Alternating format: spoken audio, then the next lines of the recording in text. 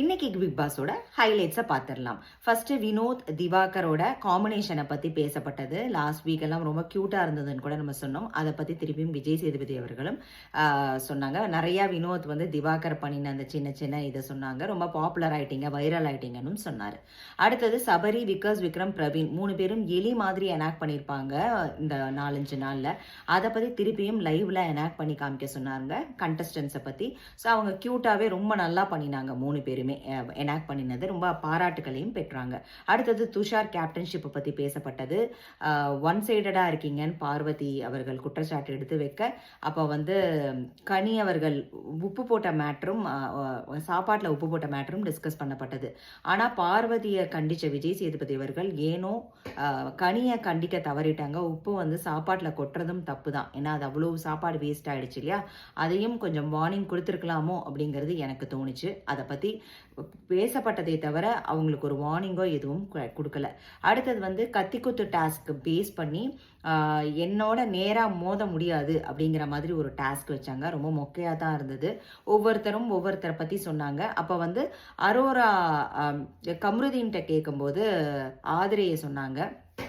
அது வந்து அது சம்பந்தமாக நிறைய சண்டை போச்சு. ஏன்னா ஆதிரை வந்து அரோராட்ட வந்து கமருதீனோட பழகாத அப்படிங்கிற மாதிரி ஒரு இதில் சொல்லியிருப்பாங்க. அதை அரோரா வந்து கமருதீன்கிட்ட சொல்ல, கமருதீன் வந்து அதை வந்து லைவ்ல போட்டு உடைக்க அது வந்து பயங்கர சண்டையாக வெடிச்சிருச்சு 3 பேர்த்துக்கும் நடுவில். கமருதீனை அடக்கவே முடியல, பயங்கரமாக கத்த ஆரம்பிச்சிட்டாரு. ஒன்ஸ் அது முடிஞ்சதுக்கப்புறம், அந்த டாஸ்க் முடிஞ்சதுக்கப்புறம் பிரேக்கில் ஆதிரையை பார்த்து அப்படி கத்தினாரு. ஆதிரியும் ரொம்ப பேசலை, பட் இருந்தாலும் ரொம்ப கத்தினாரு. அப்புறம் அரோராக்கும் கம்ருதீனுக்கும் ரொம்ப வாக்குவாதம் வந்துருச்சு. ஏன்னா அரோரா சொல்கிறாங்க, நான் உங்ககிட்ட சொன்னதை நீ ப்ராமிஸை பிரேக் பண்ணி நீ எப்படி அதை லைவ்ல போய் நீ வந்து ஆதிரிகிட்ட கேட்ப அப்படிங்கிற மாதிரி பயங்கரம். அந்த சண்டையே ரொம்ப நேரம் போய்கிட்டு இருந்தது. அப்புறம் இன்னைக்கு எபிசோட்ல எவிக்டான கண்டஸ்டன்ட் வந்து அப்சரா. அவங்க ரொம்ப ஸ்போர்ட்டிவாக தான் எடுத்துக்கிட்டாங்க. நல்லா ஒரு மாதிரி எலகண்டாக தான் இருந்தது அவங்களோட எக்ஸிட்டு.